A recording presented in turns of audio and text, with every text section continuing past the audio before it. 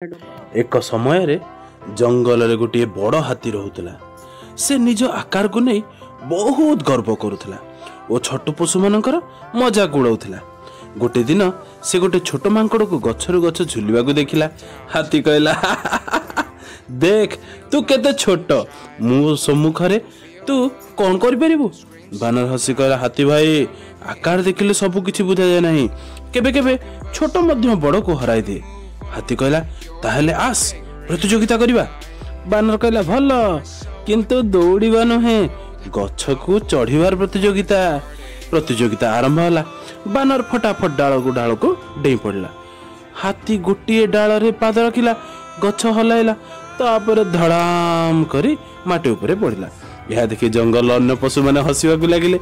बानर कहला बंधु आकार रे बड़ हवा बड़ कथा नुह, समस्तଙ୍କ पाखरे किछि ना किछि गुण थाए।